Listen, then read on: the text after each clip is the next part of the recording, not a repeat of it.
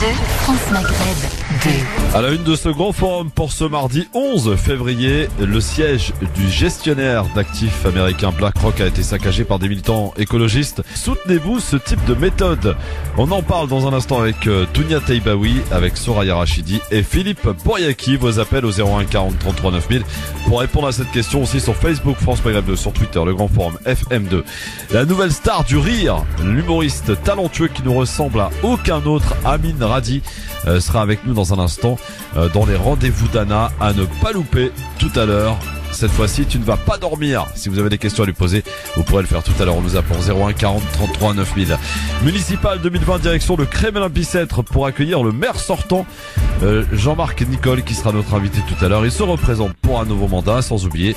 Et pour finir, le quiz en fin d'émission. C'est donc parti pour le LGF. Je vous en souhaite la bienvenue pour ce mardi 11 février sur France Maghreb 2. LGF, le grand forum, merci d'être avec nous. C'est mardi aujourd'hui, nous sommes le 11 février et ils sont 3 aujourd'hui à m'accompagner jusque 18h. Encore une fois, une émission très chargée. Au programme, elle est ravissante, belle à chaque fois avec sa voix douce et suave. Soraya Rachidi, bonsoir Soraya. Comment ça va? Ça va bien et toi?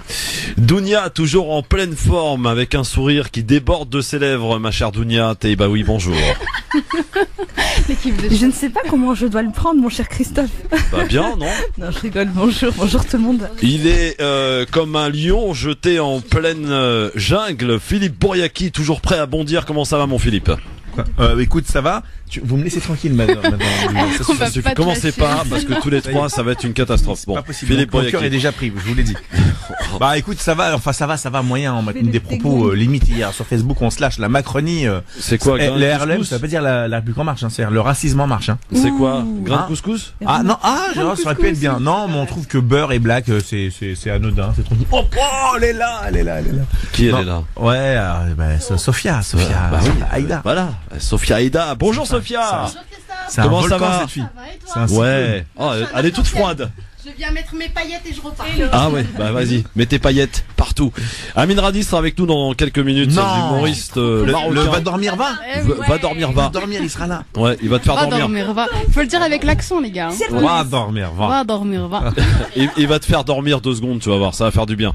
Et puis on partira du côté du Kremlin-Bicêtre tout à l'heure pour les élections municipales pour recevoir le maire sortant qui se représente évidemment pour un nouveau mandat tout à l'heure. Jean-Marc Nicole. Monsieur Jean-Marc Nicole, effectivement, invité du LGF tout à l'heure. Donc encore une émission, vous l'avez compris, très chargée. Comment ça va les filles? Tout va bien avec Philippe? Ça va bien se passer? Les filles avec Philippe, c'est cool ça. Ouais, ça c'est bien. va très bien se passer. C'est Philippe et les filles. C'est pas mal. C'est pas Hélène et les garçons, c'est Philippe et les filles. Voilà, c'est ça. C'est plus Hélène et les garçons, c'est Philippe avec les filles. Tout à fait, affirmatif. Alors, on va être sérieux 2 minutes. Il y a beaucoup de monde dans le studio. 01 40 33 9000 pour nous joindre, mesdames, messieurs, pour répondre à la question du jour aujourd'hui. On va parler de BlackRock. Après l'intrusion des cheminots le mois dernier, le siège parisien de BlackRock a une nouvelle fois été la cible de revendications politiques ce lundi. Cette fois, c'est des militants écologistes qui se sont introduits dans les locaux du gestionnaire d'actifs américain situé dans le deuxième arrondissement de Paris, oui, à 2 pas de l'Opéra Garnier. Monsieur Boriaki, qu'est-ce que c'est que cette histoire, les écologistes là, qui font maintenant du saccage? Jamais. Du saccage. Alors, pour le saccage, je pense que tous les écologistes qui se respectent doivent condamner toutes les violences et tous les actes de dégradation. Nous sommes, pour la désobéissance civile. Et effectivement, les idées ont avancé dans notre monde parce que des femmes et des hommes se sont indignés. Ouais. Je rappellerai juste qu'il y a encore 50 ans, il y a dans le plus grand pays des libertés, qui s'appelle les États-Unis d'Amérique, il y avait ce qu'on appelait la ségrégation raciale. Et des femmes et des hommes, je pense à Rosa Parks, je pense à Martin Luther King, je pense à Malcolm X, je pense en Inde à Gandhi, je pense bien évidemment à Nelson Mandela. Oui. Les femmes et des hommes d'ailleurs ont appliqué... c'est un 11 février 90 qu'il a été libéré de prison. Nelson Mandela. Ils ont appliqué ce qu'on appelle la désobéissance civile. Il y a un truc qui est établi. Et le peuple n'étant pas d'accord, il manifeste, il proteste de manière pacifique. Donc moi, je continuerai à appeler à perturber, en tout cas, les activités de BlackRock, d'Amoudi et de tous ces fonds de pension, des fonds de spéculation qui ne voient qu'une chose, c'est le profit et les intérêts de leurs actionnaires et pas celui du peuple. Mais par contre, effectivement, je rejoins le secrétaire national, le patron des écolos, Julien Bayou et même Yannick Jadot. On condamne les dégradations parce qu'au contraire, ça ne fait pas avancer notre cause et c'est complètement préjudiciable pour tous les mouvements et c'est pas dans donc la tu condamnes À demi-mot en fait.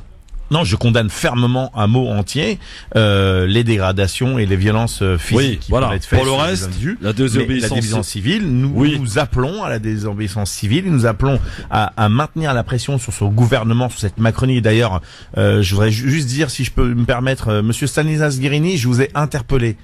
Un de vos militants a tenu des propos racistes sur mon Facebook. Alors vous étiez bien grand, bien marrant dimanche à vouloir tacler Monsieur Yannick Jadot pour lui dire si on est au deuxième tour face au Rassemblement National, est-ce que vous faites justement un front républicain pour éviter que le Front National gagne? Et là-dessus, bizarrement, silence radio. Donc oui, aujourd'hui, la violence qui émane, elle est d'abord sociale.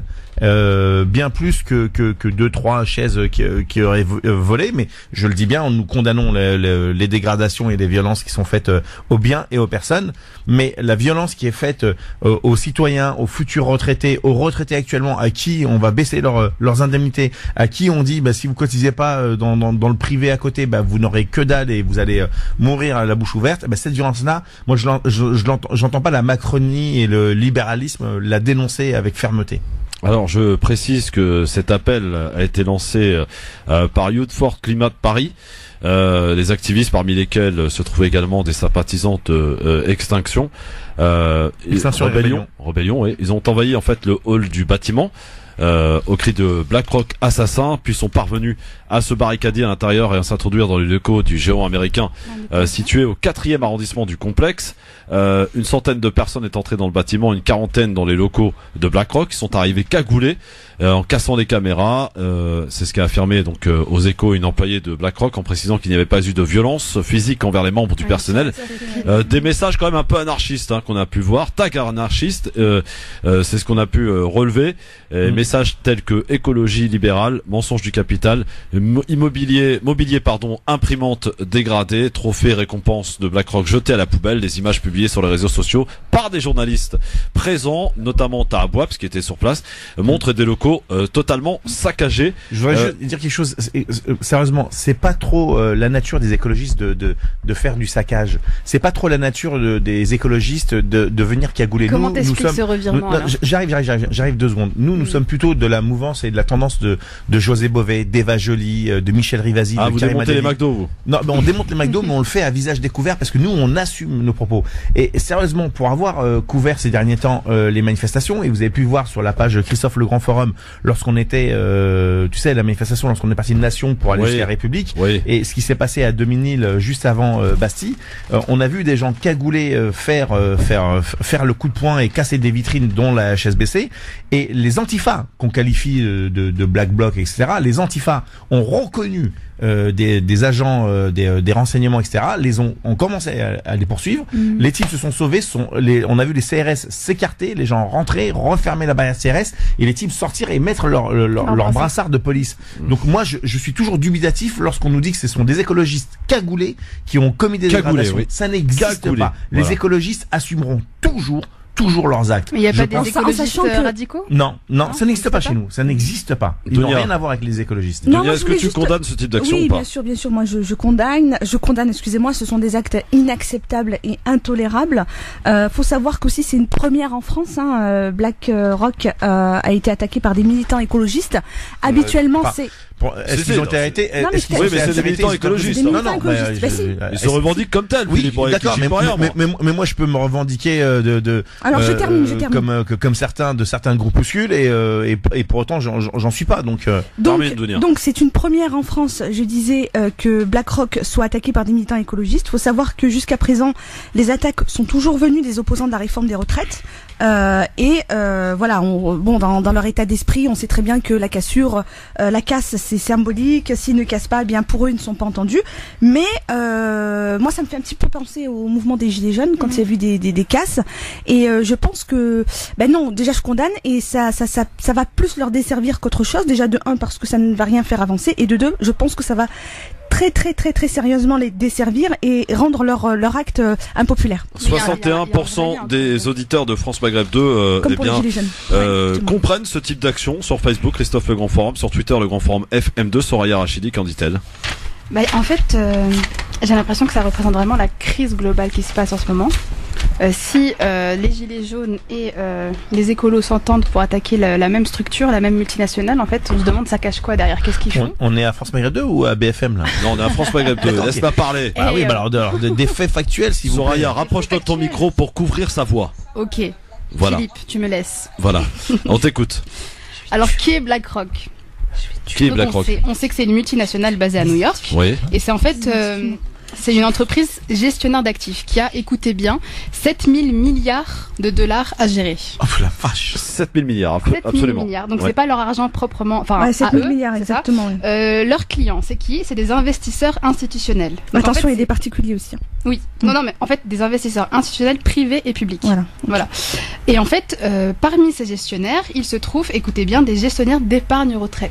Ah! Il est là le hic. Ah oui. Et en fait, eux, bon, pour grossir, pour vulgariser un peu ce qui se passe, c'est que moins le système de retraite sera efficace socialement parlant, plus les gens vont investir dans des épargnes retraite pour couvrir leur retraite, et plus ça arrange BlackRock parce que eux ont des entreprises qui sont, en fait, ça a été compris comme ça, exactement. En fait, ça a été compris comme ça. Vas-y, je te laisse terminer. C'est pour ça en fait qu'ils crispent, qu'ils ont été attaqués par les gilets jaunes par rapport à la réforme des retraites, et en même temps, c'est une multinationale tellement immense que en fait, si vous voulez, cette entreprise place et gère les actifs sur les marchés des sociétés. Oui. C'est-à-dire que en fait, toutes les sociétés pétrolières, enfin toutes les sociétés non écolo qui s'acharnent sur l'environnement, et ben BlackRock est en partie responsable de par la gestion de l'argent. Alors, condamne ou pas, Soraya? Ce type d'action, je condamne la manière, mais je ne condamne pas le ras-le-bol qu'il y a par rapport à ça. Je condamne pas la cause défendue. Voilà. Qu'est-ce qu'il y a à applaudir, Philippe? Je dis bravo. Simplement, je voudrais juste qu'on soit factuel. Les gens qui ont été arrêtés, est-ce qu'ils ont été identifiés appartenant à un groupe? Ils l'ont revendiqué. Non, mais qui a revendiqué? Les groupes dont je t'ai parlé tout à l'heure. Oui, mais ils n'ont rien à voir avec des groupes écolos. Ils se disent écolos, j'y peux rien, moi. Mais moi, si je me dis Rassemblement National, je le suis pour autant. Bah écoute, parmi les écolos, il y a peut-être du ménage à faire alors. Je sais pas. Mais comment ça? Mais c'est pas à moi de donner un label écolo ou pas écolo. Nous, à Europe Écologie Les Verts, nous sommes bien clairs. Et lorsqu'on dit écolo, vous savez très bien un baptême écolo en fait. Non mais vous n'avez pas le leadership de l'écologie, c'est tout. Voilà, visiblement. Oui, non, mais on n'a pas. Mais tout le monde a le droit d'être écologiste. Voilà. Et d'ailleurs, on le voit dans les programmes, tout le monde est écolo aujourd'hui. Oui, c'est clair. Ils ont bien compris que. Et puis, excuse-moi. Non, mais parce que sinon, si on reste 10 minutes à parler des écolos, on n'a pas fini. On pourrait parler pendant 2 heures de la Macronie. Voilà, c'est ça. En fait, il y a un historique. Vas-y, Donia, ne te laisse pas perturber là. On est en direct là, les amis. Oh. Il y a une historique. Faut savoir qu'en janvier dernier, faut pas oublier qu'Édouard Philippe.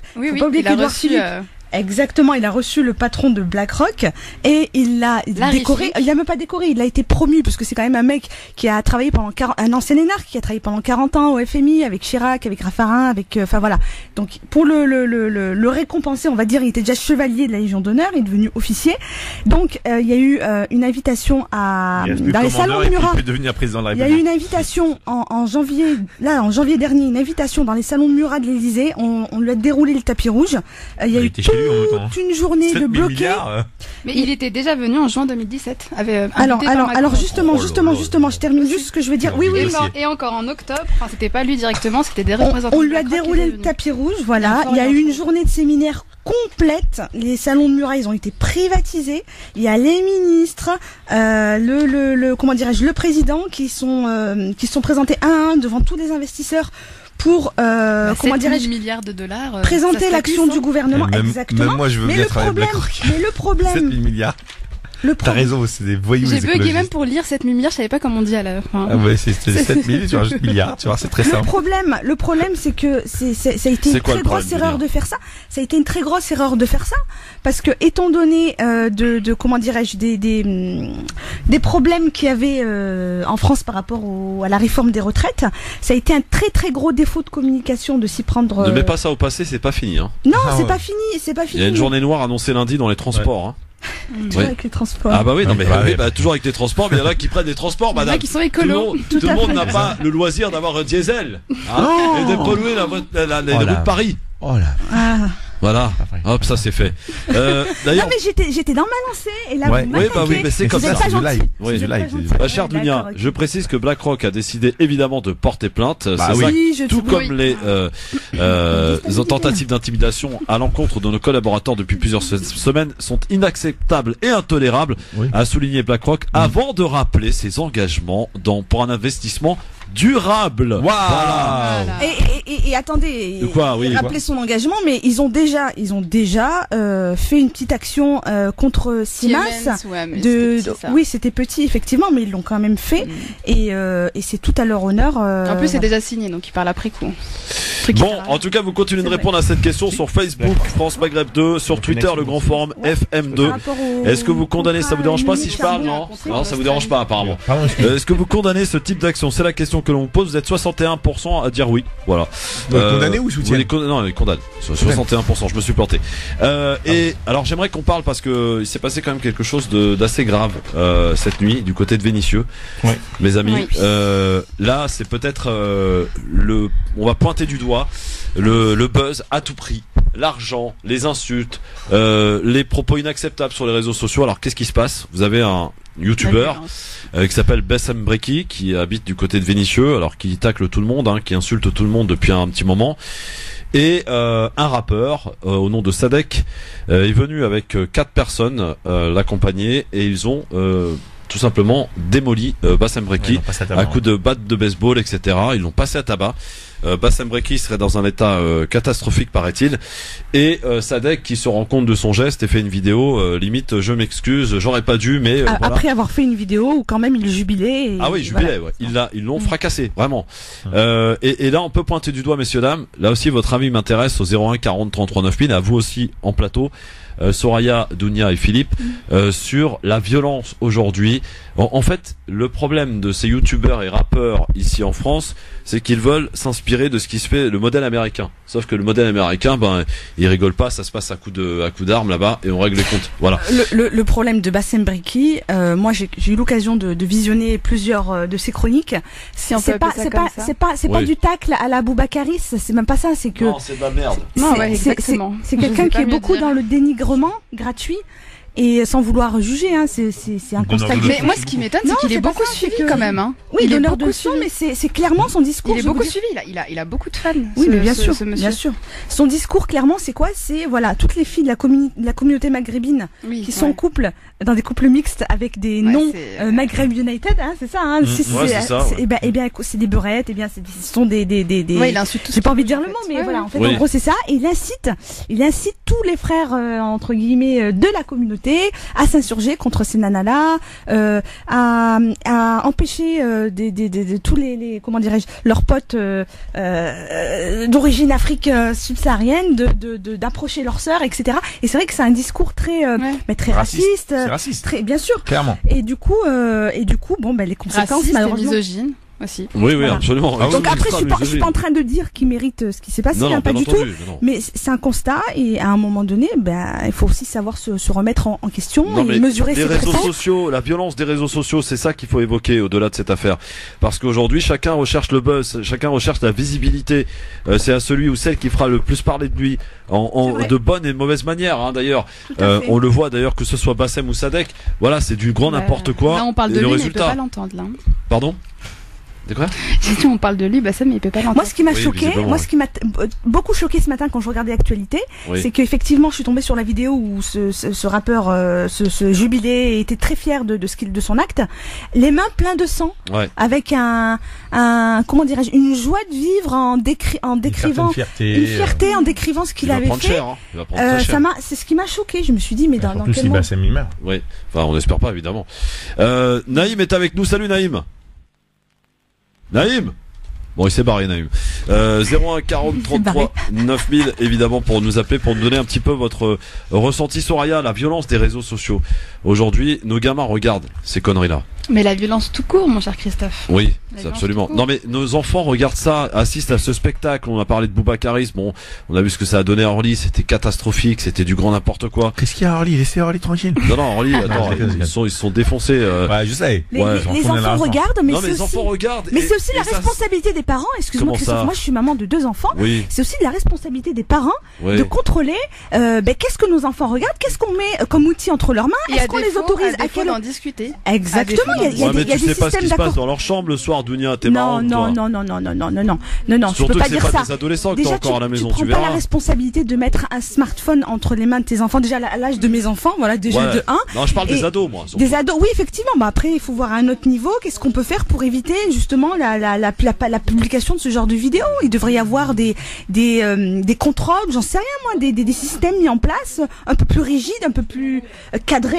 pour éviter, voilà, qu'il y ait ce genre de vidéos qui circulent et incitatrices. C'est des vidéos qui sont super incitatrices. Combien de jeunes vont prendre exemple et grâce, enfin, à cause de ces vidéos-là, C'est comme ça qu'on règle les problèmes. vont légitimer, exactement. Il y en a certains n'ont pas d'éducation, pas de par leurs parents, et malheureusement l'éducation se fait essentiellement, souvent par le biais des réseaux sociaux, par le biais d'internet, par le biais de YouTube ou j'en sais rien, mais en tout cas, voilà. Moi, je pense faut qu'il voir du côté. il faut utiliser ce genre d'événements justement pour en parler avec les enfants, de dire regardez ce qui est parce que quoi Oui, qu'il mais en soit, ils comme vont il dit, tomber dessus. comme dit Christophe, à partir d'un certain âge, Non, c'est vrai tous que les parents- discutent. Je te promets que tous les enfants. Oui, de bien tout sûr, âge, je suis ils d'accord avec comprennent toi. tout. Je suis Tous d'accord avec toi, discutent, Mais ils ça voudraient se prendre- répercute à l'école, dans la cour de récré aussi. à fait, Hein. tout à C'est fait, les tout à fait. pro Ça, c'est Bassem, les toujours pro passé Booba, les après. pro Caris, les Ouais, pro tout à fait. Bordel. Et aujourd'hui, on assiste à des spectacles où même des gamins ou des bandes se cognent sur la gueule pour défendre leur idole, quoi. Et ça devient n'importe quoi. Ça me semble, enfin, il me semble que ça a toujours existé, non? Philippe, ça te Mais dérange c'est-à-dire pas que qu'on c'était soit en moins, direct, c'était Philippe? moins voyant. C'est vrai Non, non, que mais les vas-y, réseaux je t'en prie, sociaux fais ont ta mis vie, en hein. lumière, ont permis de mettre en lumière toutes ces choses-là, tous ces fléaux-là. Et Oui, vas-y, Dunia. non, je disais que Soria disait que ça avait toujours existé. Moi, je confirmais le fait qu'effectivement ça a toujours existé et que les réseaux sociaux ont permis de mettre en lumière ces fléaux-là. Mais ça met en saillance, Et on le voit Ça plus. les a accentués. Comment? Ça les a accentués. C'est ça, exactement, ouais, tout à fait. Il y a un truc de désinhibé, pardon. parce que- J'adore cette expression. Bon, apparemment, bah ouais, mais non, ça me dérange pas avec quelqu'un d'autre. Ça sert à rien que je sois là. Je peux y aller, hein. Non, mais t'es en train de discuter, t'appelles la discute, tranquille, Ah ouais, on est en mais- direct. mais- Non, mais ça devient On du est n'importe obligé- quoi, on est cette obligé de radio. combler Non, ton mais- On absence, respecte hein. pas nos auditeurs. Oh. Mais, infiniment, mais parce que je me suis rendu compte que je ne servais à rien, parce que quand je parle, je suis coupé tout le temps, et tu ne réagis pas, ni même pas, lui, celui-là. Même au quiz, d'ailleurs, je me fais voler à chaque fois. Je suis en train de dire que. Bon, t'as fini de faire l'histoire- ta pleureuse, là, ça suffit. Ah ouais. Ah ouais, mais c'est ça. Pleurnicheur, c'est là, ça, c'est ça. ouais, Mais tombé. Nous sommes issus d'un peuple qui avons beaucoup souffert, nous sommes issus d'un peuple qui ne veut plus Fait souffrir. souffrir, oui, voilà, C'est ça c'est ça. Non, mais le problème des réseaux sociaux, c'est que t'as des gens qui sont derrière leur caméra, derrière leur clavier, qui sont chez eux, qui sont C'est ça. en totale sécurité, et qui se lâchent et qui partent, etc. Et enfin, alors, regarde, tu vois, moi, il y a un débile, je crois que c'est le mot exact, qui a marqué hier un truc en disant le beurre préféré d'un tel. Bon, après il te dit oui, ouais, mais c'est pas Il est raciste. pas léger, celui-là. Hein. Ouais, mais il me dit ouais, c'est parce que c'est ma génération, on parlait comme ça. Je dis, bon, on est quand même en 2020, mais c'est pas grave. Mais il se rend Ah pas oui, compte je l'ai que du vu, coup, je que l'ai son vu, ouais. truc, effectivement, moi en plus je l'ai relayé en disant, j'ai interpellé des gens en disant, attendez, vous trouvez ça normal ou est-ce que c'est logique ce truc-là? Mais est-ce que légalement? Attends, laisse-moi finir. Simplement, il y a des gens autour qui peuvent très mal le prendre, très mal le vivre, augmenter leur colère et leur rage, et ça peut se traduire comme ça. Oui, mais là, J'ai pas Philippe, je suis fini, pas j'ai pas d'accord fini, parce j'ai que pas là, t'es justement en train de le mettre en lumière, t'es en train de le mettre en évidence en fait ce truc-là. Mais parce que c'est une réalité au quotidien, c'est une banalité pour les gens, Ah oui, mais c'est une réalité au quotidien, et à un moment donné, je crois qu'il faut montrer aussi la réalité que nous vivons. Donc il y en a marre qu'on nous appelle les beurs, il y en a marre qu'on nous appelle les blacks, parce que nous sommes français. Et à un moment donné, il faut dire stop, ça suffit. Hein? Ouais, Ça, mais bon. tu me l'as énervé, ça y est. Quand Non, mais tu c'est vrai. ressasses, tu Ouais, ressasses. mais je suis en train de le mettre en évidence. Bah oui, je le mets en Ah évidence. oui, bah, parce que moi, ça justement. fait 40 piges. Tu vois, ça fait 45 piges qu'on me dit, monsieur, t'es un beurre, t'es un melon, t'es un bico. Donc à un moment donné, j'en ai marre. J'en ai T'as marre. bien Et la raison violence, d'en avoir elle marre. se traduit comment? Ben, elle se traduit qu'à un moment donné, je mets le poste et je dis, voilà ce monsieur, voilà ce qu'il a dit. mais bon. Et donc, du Ouais, coup, mais bon, quoi, effectivement, je Dunia? participe. Il est Non, je vénère. suis d'accord. Non, mais je suis d'accord. Non, mais Attends, on fait quoi? On va continuer Je suis- à prendre la Je vie suis comme d'accord, ça. je suis d'accord. Mais justement, on était en train d'évoquer il y a 5 minutes le fait que par le biais d'internet et des réseaux sociaux, on mettait en lumière ce genre de fléau, enfin ce genre de fléau qui a toujours existé, était mis en lumière, était accentué. Et ce que je disais à Philippe, c'est que justement, cette histoire de c'est un commentaire, hein, c'est ça, c'est un commentaire Oui. d'une Ouais, c'est un publication. Le fait justement de le remettre en évidence et de de refaire surface et de le renvoyer à tout le monde et de en parler, etc., de le remettre sur le tapis à chaque fois, ça fait partie des choses. Après, c'est pas pareil. Mais stop, à un moment donné, ça suffit. Le contexte stop. est différent. Là, Oui, À un le moment donné, contexte c'est est différent. Enough, that's enough. Mais c'est On comme n'arrête pas de prendre, on n'arrête pas de ramasser, on n'arrête pas de subir. Et nos parents, qu'est-ce qu'ils ont fait? Nos parents, ils ont fait l'erreur de ne pas se révolter. Nos parents, ils ont fait l'erreur de courber les chines et dire, oui, bon, d'accord, c'est vrai, peut-être, excusez-nous, monsieur. ça, Je vais pas m'excuser pour ça quelque chose que j'ai dépend, pas fait. ça dépend où. Après, il y a des inégalités Non. géographiques. Moi, si tu veux parler des parents, moi, je vais parler des miens. En Auvergne, on n'a jamais jamais, je dis bien jamais, 3 fois, eu un problème de la sorte. On n'a jamais été victime de racisme, que ce soit dans les années 80 et 90, jamais de la vie. Voilà. Donc, vive l'Auvergne. Non, tu vois, la dernière fois on était dans une manif et il y avait des gilets jaunes qui me disaient faudrait en parler plus souvent des violences policières, etc. J'ai dit écoute. Je pense que nous on a toujours été objectifs déjà dans un premier temps. Et d'ailleurs tu vois bien, je suis un des seuls journalistes reporters à être en immersion totale au milieu des blocs, au milieu des antifas, au milieu des gilets jaunes, et je n'ai aucun problème. Bon, 2-3 excités, mais on a eu des discussions correctes et franches, et depuis ça s'est bien passé. Mais je leur dis mais les mecs, vous découvrez ça depuis 1 an. Et nous, ça fait 40 ans. Moi, j'étais élevé au flashball. 40 ans, t'es gentil, hein. Non, mais oui, parce que je suis jeune, moi, tu vois. Non, mais moi, j'étais élevé au biberon et au flashball. C'est ça. Alors, attends, élevé au flashball. Alors, explique-moi, parce que élevé au flashball, ça veut dire quoi? Ça veut dire qu'à 4 heures, t'avais le goûter. Non, mais j'ai vraiment envie qu'il me, rapidement. Eh ben, tu prenais des coups de flashball pour rien. Le mec, il dit, excuse-moi, je suis en bas de chez moi, dans le quartier d'à côté. Quand on allait à Paris, on se faisait contrôler dans le métro, les contrôleurs arrivaient, ils disaient, bon, vous, là. Alors que nous on avait nos cartes, on avait tout nos cartes oranges à l'époque. Tu vois, bah ok. Moi ce qui me marquait c'était juste les tags sur les murs. Tu le voyais la BAC. En fait moi j'ai grandi à Aulnay-sous-Bois. D'accord, oui. À la cité des 1000 milles, et du coup en fait déjà tu voyais les murs, hein, comme je te disais, qui insultaient la police, etc. Donc ça reflète une certaine rage vis-à-vis de cette institution. Et mon père aussi qui témoignait par rapport à ça. Il détestait la BAC. Il y a eu un moment avec une moindre tension avec la police. Mais non, je suis pas une extraterrestre. J'aimerais juste Est-ce que Soraya peut en placer une? J'aimerais juste comprendre. Tu arrives d'un village et pour toi ce qu'on dit c'est la science-fiction. C'est pas un village. Comme le français lambda qui sort de sa campagne, et de toute façon c'est pas péjoratif ce que je dis, qui arrive à Paris pour manifester, pour dire on n'est pas d'accord, on crève la dalle, et qui est accueilli à coups de gaz lacrymogène, à grenades des encerclements et coups de LBD. Il dit mais qu'est-ce que c'est ce truc de fou? Je dis mais ça fait 40 piges, nous on est habitués. Rappelle-toi quand il y en a certains qui appelaient les quartiers à rejoindre les gilets jaunes. Moi j'étais le seul à dire surtout n'y allez pas. Ils vont vous tirer dessus pour de vrai. Ils vont pas rigoler avec vous. Tu te rappelles pas dans les premiers temps il y a eu une boutique de motos Harley Davidson qui s'est fait casser. Les seules images qu'on a montrées c'était 2-3 mecs qui étaient en survêt et qu'on a qualifié. Vous dire voyez regardez ces gens de banlieue qui viennent qui cassent. Mais depuis plus de 16-14 mois. Mais sauf que voilà ça concerne c'est pas le cas. Des minorités et donc on se sentait pas concerné forcément. Bon en tout cas voilà de Bassem Breki on a breaké si je puis dire. Du côté des gilets jaunes, quoi qu'il en soit, donc Bassem Breki se trouve dans un état grave suite à ce lynchage. C'est un véritable lynchage qu'il a subi du côté de Vénissieux dans son quartier cette nuit par le rappeur Sadek et ses copains. Ils ont filmé ça et c'est la grande mode aujourd'hui. On va se bagarrer à 5 contre 1 déjà. Ça me consterne. On filme, voilà, on est très fiers et puis le lendemain on fait la dégonflette parce qu'on s'aperçoit quand même de la gravité des choses et peut-être qu'on va risquer. Au moins il l'a fait lui, contrairement à Booba qui s'est félicité, qui disait. Ah non mais Booba il risque rien, il a l'oseille. C'est clair. Bon, allez dans un instant on va changer un peu de registre. Qu'est-ce qu'il y a?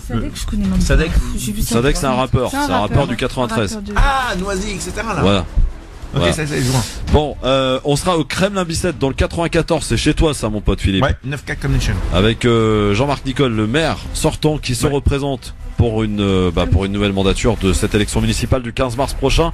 Il paraît qu'il y a eu un élan massif d'inscription sur les listes électorales pour le dernier jour. Ça c'est bien. Donc ça veut dire que la démocratie elle est pas en panne pour l'instant. Elle est en marche. Elle est en marche. Elle est en marche. Bravo Soraya. Ça vient pas de moi. Oui, ça on l'a remarqué. Dans un instant, Amin Radi. Il est arrivé ou pas? Est-ce que quelqu'un peut me dire s'il est arrivé? Amin. Il est pas là? Ajirouya. Ah. Il est là. Non, il est pas là. Mais non, est-ce que vous avez entendu va dormir, va. Non, c'est va dormir. C'est comme ça qu'il dit bonjour. Va dormir, va. Avec l'accent, ouais, c'est ça. Dans un instant, Amin Radi, donc il n'est pas encore arrivé? Non. Bah non. D'accord, super. Il est pas là. Les stars sont toujours en retard, c'est un truc de fou. Bon. Restez bien avec nous sur France Maghreb 2, c'est le LGF. Vous pourrez interroger Amin Radi sur France Maghreb 2. Philippe Boyakis, Soraya Rachidi, Dunia Taibaoui, ils sont là jusqu'à 18h. Le LGF sur France Maghreb 2 en direct. Merci d'être avec nous. Je ne quitte pas mon studio, je ne déserte pas l'émission et Soraya non plus et Dunia non plus. Elles sont jamais. Voilà, toujours là, présentes, installées confortablement. On attend Amin Radi, l'humoriste qui sera avec nous dans un instant. On fera un petit tour parole le Kremlin-Bicêtre dans le 94 tout à l'heure pour les élections municipales. pour accueillir avec nous le maire sortant qui sera avec nous pour nous présenter un petit peu son bilan d'abord et puis ses objectifs pour la prochaine mandature qui va se dessiner donc le 15 mars prochain. Voilà, est-ce qu'on peut me dire ce qui se passe dans ce studio ou pas? On attend Amin Radi. Amin Radi, non, il est là. Il est là, voilà. Amin, voilà, en direct. Voilà, en direct. Alors, je vous explique, on est en direct, donc c'est installation un petit peu à l'arabe, hein, tranquille. Voilà, Philippe Boyaki est parti chercher Amin et il est arrivé très vite, très bien. Le voici. J'ai des moyens Non, c'est Amin Radi. Ben, bien sûr, c'est notre Anna. Bon, alors. Voilà, oulala, c'est un bordel son nom. Soyez les bienvenus en direct sur France Maghreb 2, messieurs, dames. Alors, ma chère Anna, Guézard Bouakaz, on s'installe. Voilà, vous me faites vraiment, c'est n'importe quoi cette émission. Regardez tout le bordel qu'il y a sur la table. Hein, les gens ça y est, Amin Radi qui ils se croient chez eux, regardez. Ouais, voilà. Vous pouvez voir en vidéo tout ça. Donc ma chère Anna, je te laisse préparer le truc. Le temps évidemment de rappeler, d'installer tout le monde en studio, en plateau bien sûr. Le grand forum, la question du jour, je vous rappelle par rapport à l'envahissement de BlackRock, est-ce que vous condamnez ce type d'action? C'est la question que l'on vous pose aujourd'hui, à laquelle vous répondez sur Facebook France Maghreb 2, sur Twitter le grand forum FM2. C'est évidemment vous et vous seuls qui avez la parole dans cette émission au travers de la question posée, mais aussi au travers de vos appels au standard de la radio 01 40 33 9000. Et vous pouvez d'ailleurs retrouver, j'en profite parce que j'ai 2 minutes pour vous rappeler que vous avez la possibilité aussi de réécouter l'émission pour celles et ceux qui ne peuvent pas l'écouter à cette heure-ci, en rediff tous les soirs à minuit, et la retrouver en podcast sur notre site www.francemaghreb2.fr et sur YouTube, sur la chaîne YouTube de France Maghreb 2 aussi. Tiens, j'ai un petit rendez-vous à vous fixer. Est-ce que quelqu'un dans ce studio connaît Vikash Dorasso? Tu veux des bonbons? Oui. Voilà. Vikash Dorasso qui est un joueur de golf. Non, c'est un joueur du PSG, arrête tes conneries. Celui qui a marqué le but magique face à Marseille en Coupe de France, j'y étais au Stade de France. Il est candidat à la mairie de Paris, il sera avec nous le 20 février prochain. Vikash Dorasso sur France Maghreb 2, ça me fait vraiment zizir. Bon, est-ce que Anna est prête? Très bien, alors on lance le jingle, c'est parti. Anna, on lance le jingle? Fais-toi respecter parce que là c'est n'importe quoi, on y va, c'est parti. Le Grand Forum vous présente chaque lundi à 17h les rendez-vous d'Anna. Ma chère Anna Guézard Bouakaz, bonjour et bienvenue Anna. Bonjour Christophe, bonjour mesdames et messieurs. Bonjour ma chère Anna. Alors aujourd'hui, après hier on était avec Stomy Bugsy et avec David Desclos. D'ailleurs je vais voir le spectacle ce soir au gymnase. Grand gymnase, ouais c'est ça, dans la salle principale à 21h. Aujourd'hui, c'est un autre univers, aujourd'hui que tu nous proposes, Anna. Absolument. Le rire, le bonheur, la joie. Alors, mon invité aujourd'hui est l'un des humoristes les plus appréciés en France, au Grand Maghreb et aux pays francophones. D'origine marocaine, il a su gagner le cœur de millions de personnes qui le suivent depuis le début sur les réseaux sociaux. Amin Radi parmi nous, mesdames et messieurs. Bonjour Amin. Bonjour à tous. Bienvenue sur France Maghreb 2. Merci. Comment ça va? Ça va super, et toi? Ouais. Alors un humoriste pas comme les autres. Qu'est-ce que t'entends par là, ma chère Anna? Pourquoi il n'est pas comme les autres? Je vais le laisser répondre. Non mais la question elle est adressée à toi. Tu réponds. C'est toi qui as fait la présentation. Exactement, on veut savoir. T'as vu maintenant qu'il est arrivé au studio comment il a changé le studio, changé l'humeur. Il est pas comme les autres. Pourquoi? Alors vas-y Soraya. Il a plus de fans algériens que marocains. Non, c'est faux. ils sont à égalité, vraiment. Alors attendez, je vais mettre tout le monde d'accord. Écoutez Amin Radi. Bonjour à tous, comment ça va la famille, les parents des crocodiles, la Mercedes. Je suis en Algérie. 1, 2, 3. L'Algérie, le Maroc. Juste, tout le monde va dire, va dormir, va. Pour tous ceux qui croient que l'Algérie et le Maroc ne s'aiment pas, on va leur dire. L'Algérie, je m'occupe. On est en Algérie. Regardez l'Algérie. 1, 2, 3. Bon, alors Algérie, Maroc, tout le monde d'accord en fait. Tunisie aussi. Tunisie, bien sûr, on les oublie pas. Amin. Je joue en Tunisie d'ailleurs bientôt en 22 février, donc d'accord. petite dédicace à la Tunisie. Alors Anna, vas-y, on t'écoute. Alors Amin, il y a quelques années à peine, tu étais derrière un bureau, tu travaillais en tant que business analyst. Ah, exactement. Tu peux nous en dire plus? Ouais, bah moi en fait je suis venu en France pour être expert comptable à la base. J'ai fait des études d'expertise comptable. Je viens de finir là dernièrement mon DSCG, mon diplôme supérieur de comptabilité de gestion. J'ai travaillé 2 ans en tant qu'auditeur. Et j'ai travaillé 1 an en tant que business analyst, consultant en finance, et je viens d'arrêter là en novembre. Ah oui, ça fait mal à la tête tout ça. Barakallah. J'adore les vrais humoristes, même quand ils te parlent de quelque chose de sérieux, toi tu le regardes avec le sourire. Il attend la blague. C'est vrai, ils attendent des blagues, y a pas de blague, hein. J'ai fait des études, j'ai travaillé. Alors les vidéos cartonnent hein, sur les réseaux sociaux, en particulier sur YouTube. Amin Radi, t'es suivi par combien de personnes aujourd'hui? Bah sur Facebook je suis à 1 200 000 et sur Insta je suis à peu près à 700 000. Ah ouais, il pèse quoi le mec. Ah il ouais, pèse, ouais, hein, lourd, Amin hein. Radi. Et moi j'ai une petite question, je me permets Anna, si tu me Mais le bien permets. sûr, permets-toi. C'est parti d'où c'est parti d'où Amine toutes ces vidéos? C'est parti, bah en fait quand je suis venu en France la première fois, bah je m'ennuyais, du coup j'ai commencé à faire des vidéos sur internet et après il y a des gens ils ont commencé à kiffer et je me suis lancé dans les vidéos. D'ailleurs j'en parle dans mon spectacle. Et voilà, depuis ça a commencé, j'ai pas arrêté les vidéos et j'ai écrit mon spectacle et aujourd'hui je suis sur scène. Ok, Voilà. d'accord. Mais quelle a été la vidéo qui a démarré ta carrière? En fait, il n'y a pas de vidéo qui a démarré ma carrière, mais il y a une vidéo qui a marché. La première vidéo, déjà, ça dépend. En fait, quand je suis venu, j'ai fait une vidéo sur les étudiants marocains à l'étranger, genre en mode, parce que j'étais étudiant marocain qui venait d'arriver à Paris, machin, c'était un peu la galère, j'en ai parlé. Et ensuite, j'ai fait une vidéo sur Marine Le Pen parce qu'elle allait gagner au 2e tour. Je sais pas si vous vous rappelez, en 2000, je me rappelle plus quand. Tout à fait, oui. Voilà, et j'avais fait une vidéo 2017. et ça, yes, je pense que c'est ça. Ouais. Oui, bah oui, c'était la dernière élection c'était présidentielle. Exact. Et du coup, non, c'était avant. Non, c'était avant 2017. Ouais, D'accord, ouais. 2012 alors. Ouais, peut-être. Ouais, c'est ça. Et du coup, il y avait Gad Elmaleh qui avait liké cette vidéo et ça a fait le tour. J'étais passé sur les radios canadiennes, tunisiennes, franchement partout et en France aussi. Et voilà, je pense que ça a commencé de là et depuis, j'ai pas arrêté les vidéos et j'ai préparé mon spectacle. Voilà. Entre parenthèses, tu es de quelle origine exactement? Parce que j'aimerais bien. Mais en fait, je suis marocain. En fait, je suis marocain. Oui, je sais. Non, pas l'origine. De quelle ville tu? Ah, je suis né à Casablanca. À Casablanca. Ouais, je suis Kazaoui de Casa, ouais. Donc cet accent, c'est un accent kazaoui. Kazaoui, exactement. Alors, Amin Radi, que réponds-tu à ceux qui pensent que les humoristes, youtubeurs ou qui se sont fait connaître sur Internet sont moins légitimes ou moins convaincants ou ont moins d'importance que les humoristes sur scène? Mais j'ai jamais entendu ça. Enfin, ça c'est pour moi. Il y a que des gens qui te connaissent qui disent ça. Moi, j'ai jamais entendu ça. Enfin, moi, tu viens. C'est-à-dire, il faut pour que. Ouais, non, mais je comprends. Je comprends. Tu viens à mon spectacle. De toute façon, tu viens à mon spectacle, tu comprends. Voilà, c'est très simple. Les vidéos, non, mais je le dis parce que les vidéos n'ont rien à voir avec la scène. C'est vrai qu'il y a des personnes qui disent ouais, je fais des vidéos, je peux aller monter sur scène. Ça n'a rien à voir. De un, les vidéos, t'as pas d'interactivité avec le public.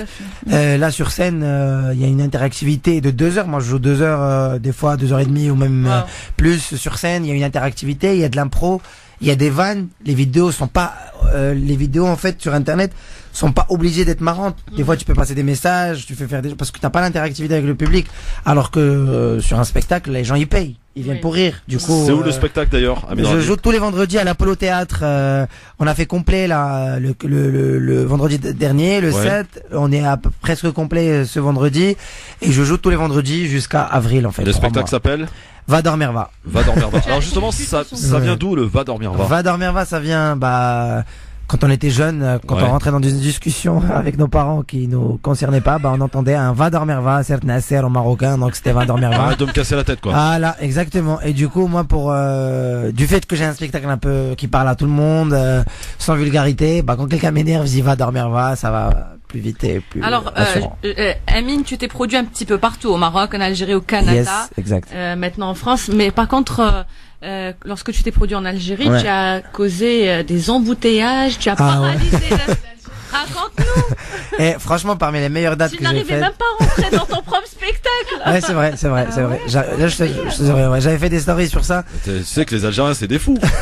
Ah oui. Faut venir à mon spectacle pour être sûr que c'est des fous. Exactement. En fait, c'est voilà, les Algériens, quand ils t'aiment, ils t'aiment. Quand ils t'aiment pas, ils t'aiment pas. Et du coup, moi, j'ai vécu ça quand je suis parti en Algérie. C'était incroyable, parce que voilà, il y avait 10 000 personnes à mon spectacle. Et c'est vrai, j'avais causé des embouteillages. Et même moi, j'ai tardé pour arriver à mon spectacle parce qu'il y avait trop d'embouteillages. Du coup, j'ai fini pour arriver à mon spectacle à pied. J'étais escorté. Et il y a des gens à Alger, genre ils me voyaient, ils croyaient que j'avais commencé le spectacle. Mais quand ils m'ont vu marcher, ils se sont rendus compte que j'ai pas commencé encore. Ils ont laissé la voiture au milieu de la route, ils sont descendus en marchant avec moi pour aller. Il y a qu'en Algérie qu'on voit ça. Hein. Faut le signaler. C'était incroyable, la vérité, c'était incroyable.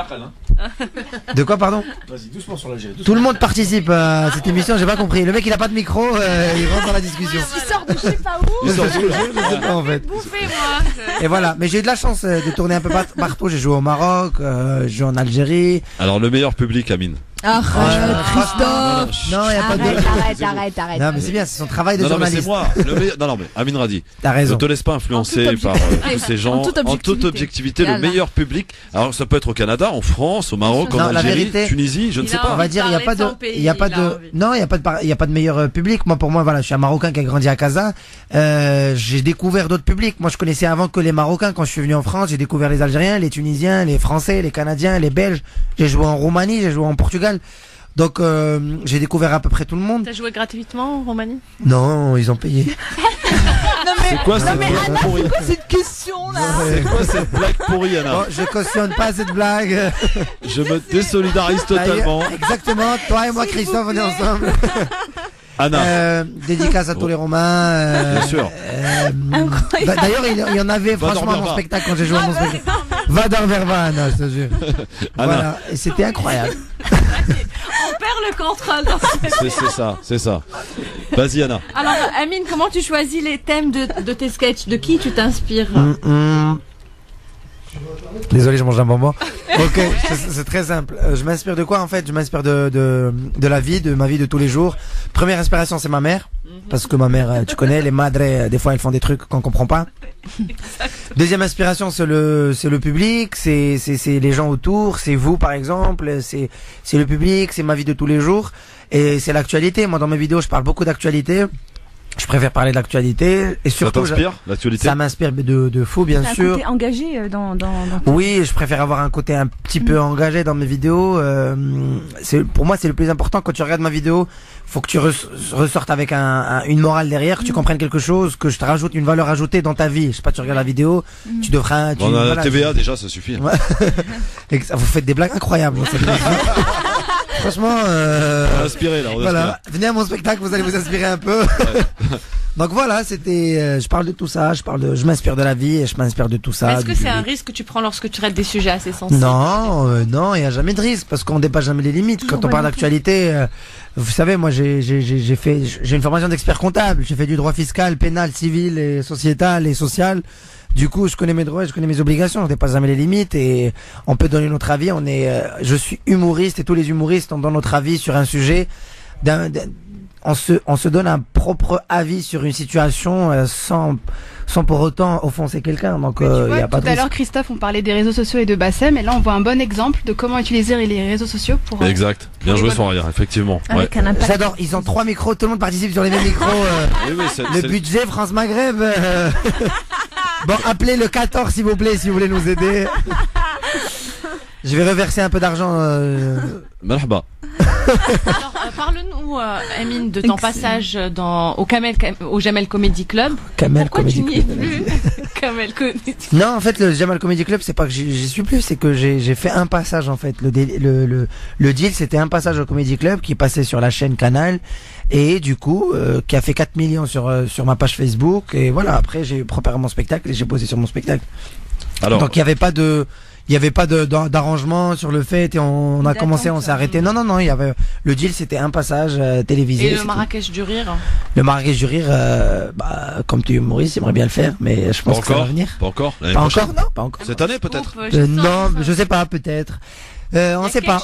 Mais après, c'est le Marrakech du rire. Je suis marocain au Maroc, donc j'aimerais le faire. Tous les humoristes, je pense, rêvent de le faire, le Marrakech du rire. Mais voilà, Jamel, je suis là. Hein. C'est quand tu veux, tu sais. Tu préfères l'humour de Jamel Debbouze ou Gad Elmaleh? C'est quoi ces questions Elle croit vraiment que je vais dire non, je préfère. Il y en a un je préfère l'humour de ma mère. Il y en a un qui copie pas. Voilà, je cautionne pas. Non, mais c'est son effet. Oui, mais l'humour est complètement différent. Non, je m'exprime pas sur ces situations parce que pour moi, j'ai un côté. Vous savez. Pour moi, voilà, Gad Elmaleh, il a une carrière derrière, avant tout, et pour moi, c'est Gad Elmaleh, quoi. Genre, faut pas qu'on oublie que c'est Gad Elmaleh. Peut-être il a fait des erreurs. Ouais. Il s'est excusé. Pour moi, il faut passer à autre chose, et voilà, quoi. Genre, pour moi, je suis pas là pour m'exprimer. Pour moi, à mon niveau, par respect pour les anciens, je m'exprime pas sur ce sujet. Gad a prouvé qu'il était bon humoriste. Jamel aussi, et tous les humoristes sont bons. Moi, j'ai un public qui me juge, moi.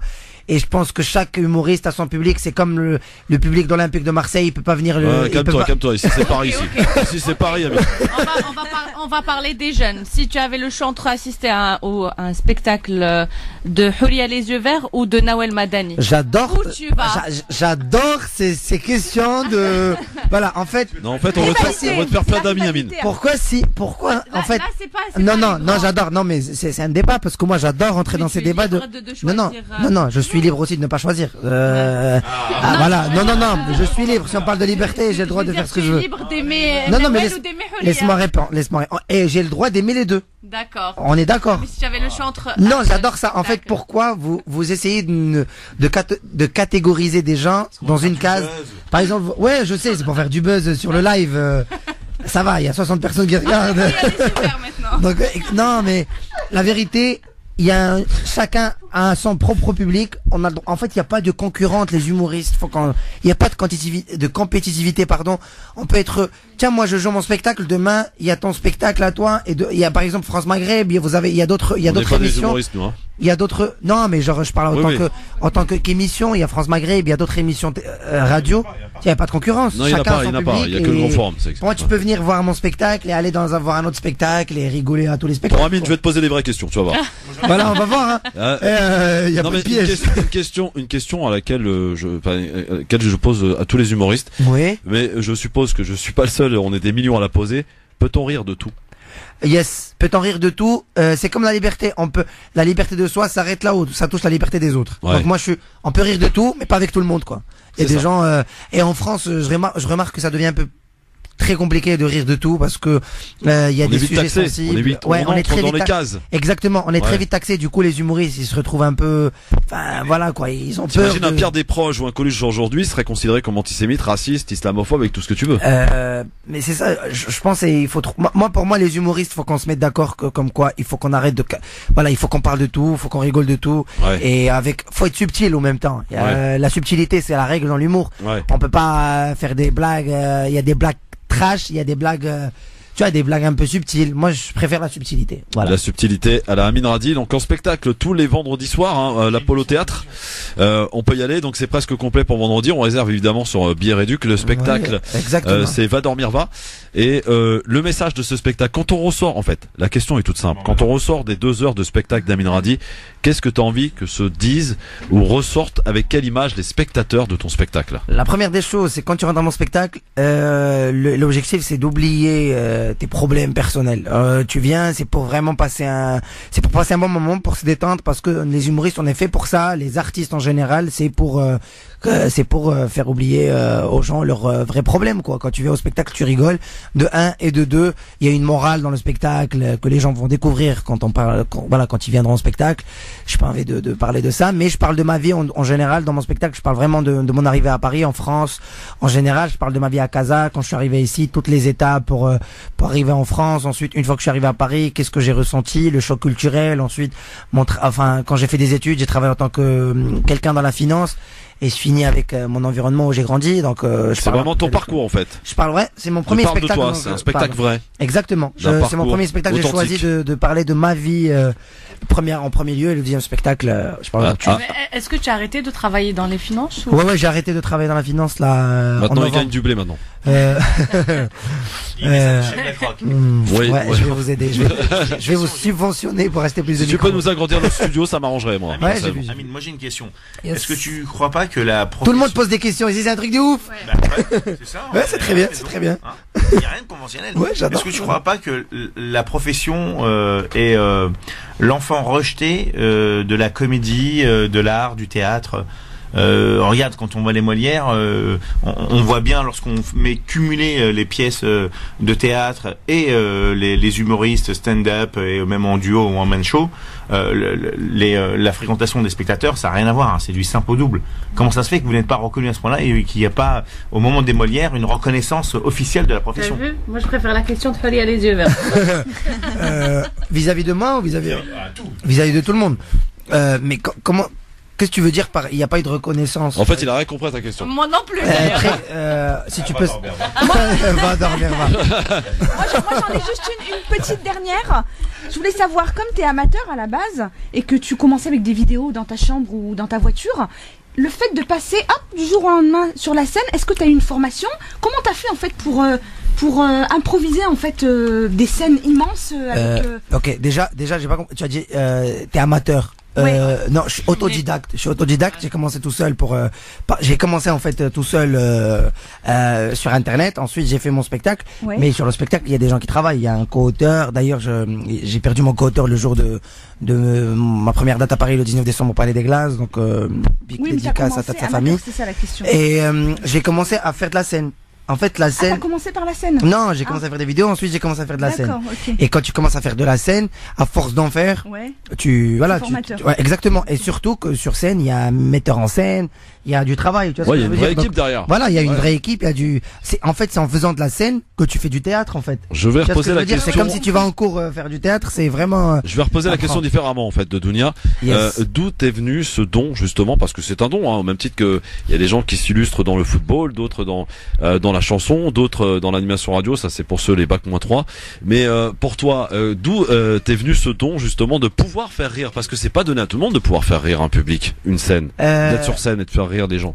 Ça m'est venu, en fait, je vais pas dire ouais, quand j'étais petit je rêvais d'être humoriste, non, ça m'est venu comme ça. En fait, quand j'ai commencé à faire des vidéos sur internet, Ouais. tout le monde m'a, mes potes, mes amis, tous ceux qui m'ont découvert, ils m'ont encouragé à continuer à faire des vidéos. Du coup, je me suis lancé à faire des vidéos et quand c'était drôle et les gens ils étaient contents et tout le monde voulait regarder mon spectacle et du coup j'ai décidé d'écrire un spectacle. Et c'est tous les vendredis soirs sur scène Amine, à est-ce que c'est un Paris. spectacle familial? Est-ce qu'on peut Oui, aller en oui. famille sans... C'est un spectacle familial, ça parle à tout le monde. Tu vannes le public un peu? Pas de Oui, il y a de l'impro, bien sûr, il y a de l'impro avec le public, on en rigole, il y a de tout. Ouais. Pas de Bien vulgarité, hein. Non, c'est un spectacle familial. Très bien. Est-ce que tu continues, est-ce que tu comptes continuer dans l'humour un petit peu communautaire ou à tes prochains spectacles? Est-ce que tu comptes? J'ai jamais été dans l'humour communautaire et je ne connais pas que veut dire un humour communautaire. Pour moi, c'est une expression qui a été inventée en France. Aux États-Unis, il n'y a pas d'humour communautaire. Moi, en fait, faut savoir que moi, je suis marocain, j'ai grandi à Casa. J'ai grandi au Maroc. Je suis pas d'origine marocaine. Tu vois ce que je veux dire?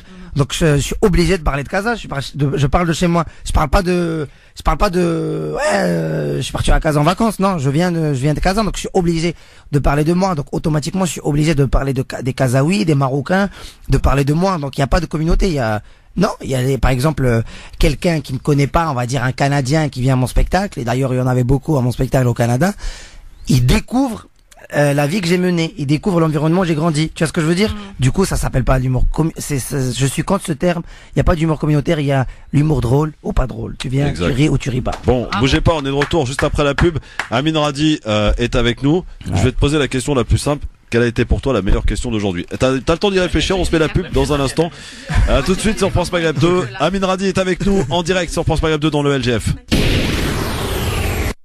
France Maghreb 2, France Maghreb 2. Il nous reste quelques minutes les enfants, on est en direct avec Dounia Taïbaoui, Philippe Bouriaki, Soraya Rachidi et Anna Guézard-Bouakaz dans les rendez-vous d'Anna et notre invité Amine Radi ici présent. Amine, on rappelle le spectacle, c'est tous les vendredis soirs hein, à l'Apollo Théâtre. C'est à partir de quelle heure Amine? 21h30. 21h30, on réserve évidemment, c'est presque complet, donc c'est tous les vendredis. J'ai envie de faire gagner des places, je sais pas si on peut faire gagner des places ici ou pas. On les fera gagner demain alors. Okay. On va dîner ça avec Anna. Okay. Demain les amis, on fera gagner des places pour Amine Radi. Dis-moi Amine, qu'est-ce qu'il y a est-ce qu'il y a une tournée de prévue? Par où tu vas aller? Oui, je joue pour le moment, je joue à 2 dates à Lille et 2 dates à Nice. À Nice, d'accord. Ouais, Marseille, non, rien? Oui, si Marseille bientôt, on n'a pas annoncé la date. On est même à Marseille encore. Enfin, toujours. Je compte jouer à Marseille, mais on n'a pas fixé la date encore. Très bien. On peut te suivre évidemment sur les réseaux sociaux. C'est très important de les rappeler peut-être. Amine Radi, Radi comme les radis, sans S. Et sur Instagram, c'est Amine Radi. Voilà, les 2 comptes sont vérifiés. Soraya, Dounia ou Philippe, une question peut-être pour Amine Radi. Moi, je me permets de prendre la parole parce que j'ai pas de questions à te poser. C'était juste pour te dire quelque chose. Moi, je suis maman de 2 enfants d'origine algérienne. Ah, tu vois comme Non mais Vas-y, Dunia, ne te laisse pas perturber. Donc voilà, moi je suis d'origine marocaine comme toi. Super. Et j'ai 2 enfants dont le papa est algérien. Et je trouve ça génial que tu promouvois, que tu fédères, voilà, les relations comme ça entre 2 peuples, que tu mettes en évidence que voilà, nous avec nos frères algériens, tout va bien. Et que tu sois très très très bien apprécié là-bas et qu'ils t'accueillent les bras grands ouverts et que toi tu sois très heureux quand tu ailles là-bas. Ça fait vraiment plaisir de voir quelque chose de très positif, que tu nous renvoies comme ça des ondes très positives quand tu te rends là-bas. Voilà. Ça fait plaisir. Et c'est tout à ton honneur. Merci. Voilà. Soraya, une question peut-être, Soraya? Merci.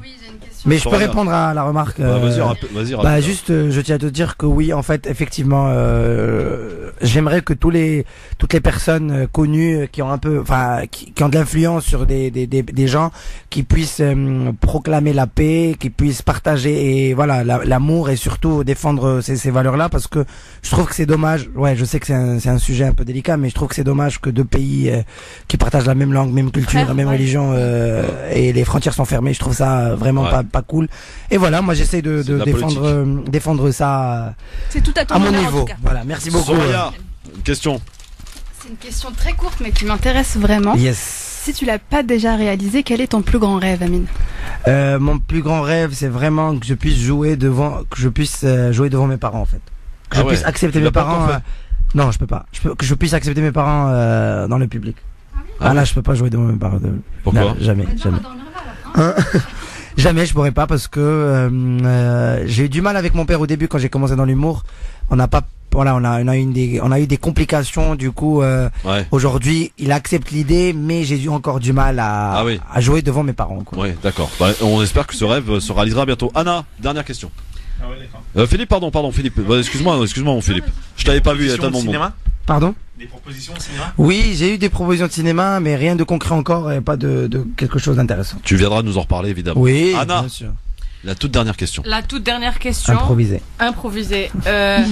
Tu réponds quoi à ceux qui pensent que tu es devenu arrogant? Ouais, j'ai vu un commentaire.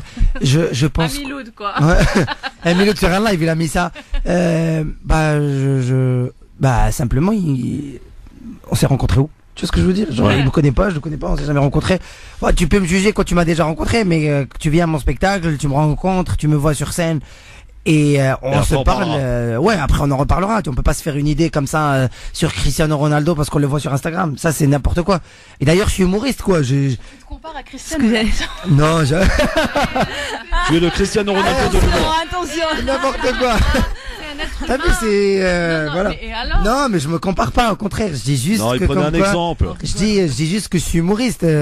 Genre j'essaie de faire rire. Tu vois ce que je veux dire? J'ai jamais dit arrogant c'est quoi? C'est de montrer quelque chose qu'on n'a pas. Moi j'essaie de te faire rire. Tu vois ce que je veux dire? J'essaie de faire rire des gens. On va pas passer 3 minutes sur un commentaire qui est vraiment... Je vais pas passer. Non, mais je passe pas 3 minutes, mais juste les gens ils se font des idées un peu vagues dans leur tête concernant ça.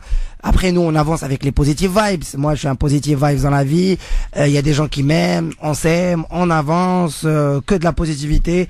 Et les gens négatifs on les connaît pas. Merci Amine Radi. Voilà, merci Christophe. Et va dormir, va. Va dormir, va. Tous les vendredis à l'Apollo Théâtre. Merci beaucoup Amine. À très vite. Merci. Et merci d'être passé par France Maghreb 2. Merci beaucoup Mahana. On te retrouve jeudi avec un invité. On va changer de registre, jeudi à 17h. Merci beaucoup Anna Guézard-Boicaz qu'on salue. Merci Amine. On va changer de plateau les amis, en direct comme hier. Voilà.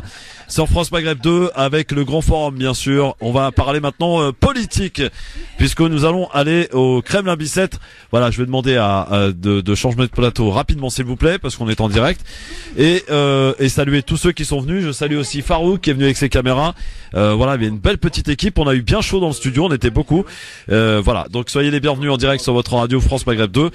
On va parler politique maintenant puisque nous allons aller du côté du Kremlin Bicêtre dans le 94 pour recevoir avec nous le maire sortant du Kremlin Bicêtre dans le 94 qui se représente effectivement pour une nouvelle mandature. Donc il faudra voter pour ce faire le 15 mars prochain.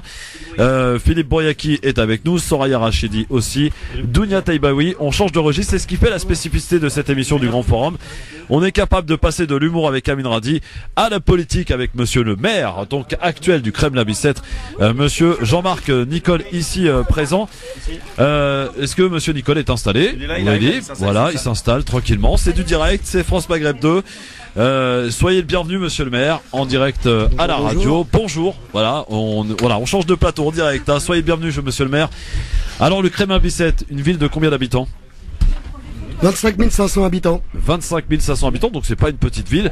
Alors, première question, j'allais dire un peu classique. Vous, à l'inverse de tous ceux qu'on a reçus jusqu'à présent, c'est effectivement des gens qui se présentent pour la première fois. Pour la plupart, vous, combien de mandatures déjà à votre actif? Alors en tant que maire, c'est la première fois que je me représente puisque j'ai été élu maire en 2016, puisque mon prédécesseur en fait avait fait le choix d'aller concourir au niveau de l'Assemblée nationale. Donc j'étais premier adjoint, j'ai été premier adjoint pendant 20 ans. D'accord. Et donc maire depuis 3 ans. Alors aujourd'hui, vous êtes un maire qui se représente donc pour cette nouvelle élection municipale le 15 mars prochain. Quels sont les points forts de votre bilan de votre mandature, Monsieur le maire? Alors le point fort, c'est d'avoir préservé le caractère populaire et la mixité sociale dans la ville du Kremlin-Bicêtre, car on est aux portes de Paris, on est juste dans la banlieue sud, porte d'Italie, Ouais. et donc on a un phénomène quand même de pression foncière qui est très important, et un risque en fait de relégation en grande périphérie en fait des couches populaires, en fait des populations qui peuvent être fragiles financièrement. Et donc j'ai beaucoup, et depuis 3 ans, pris soin de pouvoir développer des programmes en accession sociale à la propriété. Notre ville compte 34% de logements sociaux, ce qui permet d'assurer quand même la mixité sociale. Et puis j'ai surtout également, parce qu'on a un phénomène de densité aux portes de Paris, on a la ligne 14 qui Oui, arrive. en 2023. En 2024. La 2024, ligne arrive d'accord. en 2024 Ouais. avec la perspective donc des Jeux Olympiques. Et donc il est important de pouvoir faire un retour de la nature en ville. J'ai des espaces verts qui sont assez conséquents sur la ville, mais qui ne sont pas accessibles à la population. Ouais. J'ai la particularité d'avoir 30% du territoire de la commune occupé par un hôpital et le fort de Bicêtre, mais malheureusement pas tellement accessible en fait pour la population. Et donc tout l'enjeu, et donc là on vient de livrer le 18 janvier dernier, Ouais. un parc qui représente 1 hectare de surface en plein centre-ville, et donc qui permet donc de pouvoir assurer justement la transformation d'espaces jusqu'à présent qui étaient minéralisés en espaces verts. D'accord. Alors comment on appelle les habitants du Kremlin-Bicêtre? On les appelle des Kremlinois. Ah oui, d'accord. Voilà. Très bien. Alors parmi ce que vous avez fait, 30% de logements sociaux inscrits dans le plus loyer libre. Vous avez aussi diversifié les différents logements. Ça c'est important aussi, le logement. C'est toujours un sujet qui nous importe nous ici. Ah, le logement, c'est un des sujets qui préoccupe l'ensemble de nos habitants, tout particulièrement en Île-de-France. Il y a 4 grandes priorités. Hein. Le Je logement. précise, pardon, Monsieur le maire, vous Allez-y. avez créé une résidence pour les étudiants. Ouais. Des logements réservés aux personnes âgées aussi ont été réalisés. Tout à fait. Un projet d'habitat participatif est actuellement en cours. Tout à fait, et on sera la première commune en Île-de-France à réaliser aussi un projet d'accession sociale longue durée, parce que vous avez aujourd'hui des personnes qui malheureusement ont des ressources, mais qui ne rentrent pas dans les conditions d'accession sociale à la propriété, et donc du coup, on va leur permettre sur une durée à peu près de 20 ans, en même temps qu'ils payent leur loyer, eh bien de majorer une petite part qui permet en fait d'acheter des formes d'action, en fait des parts, et ils deviendront au bout du processus en fait propriétaires de leur appartement. Vous avez fait le choix aussi de remettre un peu de nature dans cette ville proche de Paris. Oui, tout à fait, c'est ce que je vous indiquais tout à l'heure. On vient de livrer un parc d'1 hectare en plein centre-ville. On a également donc réalisé là sur les 3 dernières années l'extension d'un parc qui est dans l'enceinte de l'hôpital, qui est un parc public. Et donc voilà, il y a vraiment un vrai processus en fait de retour dans la nature. La police municipale, Monsieur le maire, Oui. il y en a une chez vous. Il y a une police municipale, tout Armée à fait. Alors, Vous avez fait le choix qu'elle soit armée? elle est armée, mais elle n'est pas armée par des armes à feu. D'accord, c'est-à-dire elle est armée de quelle manière? Elle est armée avec tout simplement des bombes lacrymogènes, Ouais. par exemple, entre autres. Ce qui peut y avoir du tofu, le bâton là, je sais plus comment, le tonfa, voilà, le tonfa. Voilà, mais il n'y a pas d'armes à feu. Je suis contre les armes à feu. D'ailleurs, mes policiers municipaux ne revendiquent absolument pas du tout d'être armés avec des armes à feu. C'est beaucoup Ils ont trop des tasers compliqué. ou pas? Comment? Des tasers, flashball? Alors, il y a des tasers qui doivent arriver. Il n'y a pas de flashball. Est-ce Voilà. qu'ils auront des caméras avec eux? Ils ont les caméras, effectivement. Moi, j'ai souhaité dès le départ, dès que la loi nous a autorisé, de pouvoir faire en sorte que tous nos agents soient équipés en fait de caméras individuelles, ce qui permet d'éviter effectivement contentieux. On peut avoir aussi des agents qui, par moment, peuvent aussi sortir du cadre, et donc ça permet naturellement d'avoir toutes les preuves. Voilà, de pouvoir porter et de ramener des éléments rationnels dans ce genre de situation. Donc le Kremlin Bicêtre qui est amené quand même à j'allais dire, faire parler de lui, avec donc notamment l'arrivée, ça c'est bénéfique, avec le Grand Paris, l'arrivée de la ligne 14, on en parlait tout à l'heure pour l'année 2024, pour les Jeux Olympiques. Vous allez avoir d'ailleurs des compétitions chez vous ou pas? Non, alors on n'a pas de compétition. Elles sont Mais vous avez gagné au moins principalement, l'arrivée du métro 14, quand même, alors, ce qui est pas rien. On a l'arrivée de la ligne 14, tout à fait, parce que ça nous mettra à moins de 10 minutes d'Orly. Donc, Ouais. et on est en connexion en fait avec les deux plateformes aéroportuaires Orly et Roissy. Ouais. Il y aura juste un changement à Playel. Ouais. Et donc par contre j'ai fait candidater la ville. Ça, pour, vous y avez tenu, monsieur le maire. Vous oui. êtes battu pour ça. Ah mais tout à fait, oui, on s'est battu. Alors je me suis battu aussi avec les communes voisines. Ouais. Ça profite au Kremlin-Bicêtre, ça profitera à la commune de Chantilly, ça Ouais. profitera à la commune d'Arcueil. Ouais. Voilà, donc c'est un processus. L'hôpital s'est beaucoup mobilisé aussi à l'époque parce que la nouvelle station va être juste à l'entrée en fait de l'hôpital. C'est quand même un centre aujourd'hui qui est le premier employeur. C'est un en point fait, de la ville. stratégique en fait. Tout à fait. On a la faculté de médecine qui est aussi implantée à cet endroit où on a énormément en fait d'étudiants. Donc il y avait une grande légitimité à ce qu'une station de métro soit implantée en fait à cet endroit. Dunia. Moi, j'avais juste une petite question à vous poser. Vous parlez du médical, donc j'en profite. Je sais qu'il y a une pénurie sur votre secteur. Si jamais demain vous êtes élu, qu'est-ce que vous comptez faire en première intention pour favoriser la reprise de cabinets? Est-ce que vous comptez aider des jeunes médecins à s'installer sur le Kremlin-Bicêtre? Est-ce que vous avez prévu des actions pour favoriser pour les attirer? Tout à fait. Alors c'est vrai que c'est un vrai sujet. Ça peut paraître paradoxal. On a un hôpital et pour autant on est classé en désertification médicale au titre de l'agence régionale de santé. C'est ça. Donc, que comptez-vous faire? Alors c'est un sujet, c'est très concret. Je viens de conclure au mois de novembre dernier un accord avec la PHP, donc les hôpitaux de Paris, voilà, donc avec le directeur de l'hôpital, qui va nous mettre à disposition, qui me met à disposition, parce que j'ai un courrier donc qui a été signé, un bâtiment qui est directement accessible de l'extérieur de la ville, qui est pas au milieu de l'hôpital, parce que pour ouvrir et être sur l'extérieur, il faut qu'il soit vraiment en périphérie. Et donc la ville va financer une partie des travaux. L'agence régionale va financer des travaux. On sollicitera des crédits également au niveau de la région Île-de-France. Et donc l'intérêt, c'est d'offrir en fait un plateau technique à des jeunes professionnels qui, pour des raisons financières ou pour des questions de conditions de travail, effectivement, ne peuvent pas s'installer seuls dans un cabinet. Et c'est la raison pour laquelle, en fait, ceux qui partent aujourd'hui à la retraite, malheureusement, ne trouvent pas repreneur. Tout à fait. Et donc, du coup, ce projet est soutenu par l'ARS et il est également soutenu, on a la particularité sur l'hôpital d'avoir également la faculté de médecine. Et donc, on a le département de médecine générale qui est aussi partenaire en fait de ce projet. Et donc, on aura la capacité, la faculté de pouvoir accueillir demain dans cette maison de santé pluridisciplinaire universitaire des internes, des étudiants qui vont devoir valider en fait leur cursus universitaire. Jean-Marc Nicole, maire du Kremlin-Bicêtre, qui se représente donc pour cette élection municipale du 15 mars, est avec nous et en direct sur France Maghreb 2 dans cet entretien d'admission. Est-ce que vous êtes soutenu par quel parti politique, monsieur le maire? Je suis soutenu par aucun parti politique. Est-ce que c'est pas une difficulté, ça? Au contraire, une force? Je pense qu'aujourd'hui c'est une force. Quand je regarde le nombre de mes concitoyens qui participent à mes réunions, je pense qu'ils ont effectivement, ce qui les intéresse, c'est plutôt la personnalité, les projets qu'on a à présenter, que de défendre telle ou telle couleur politique. Est-ce qu'une mandature de 6 ans, ça suffit pour réaliser un programme pour une ville, monsieur le maire? Non. Non, il faut être très concret. Moi je demande pas que la durée du mandat soit allongée, mais un maire, je pense que ce qui est important, c'est qu'il faut qu'il ait une vision pour sa ville. Oui. Et à la limite, 6 ans c'est trop court, mais il doit mettre en fait sur les rails sa ville pour pouvoir lui permettre en fait de pouvoir évoluer. Ouais. Et 6 ans effectivement c'est jamais suffisant pour pouvoir réaliser tous les projets. Mais par contre, on doit avoir cette stratégie, cet objectif de toujours essayer d'anticiper et de positionner en fait nos villes pour répondre en fait aux défis de santé qu'on vient de parler, de logement, des problématiques en fait environnementales. On est aux portes de Paris, on a des problématiques de pollution qui sont également aussi importantes. Et donc à chaque fois, on peut pas régler tous les problèmes comme ça en quelques mois, mais par contre, c'est important d'avoir une vision effectivement sur le long terme. Ma question est, à quel moment vous considérez que votre mission a été accomplie?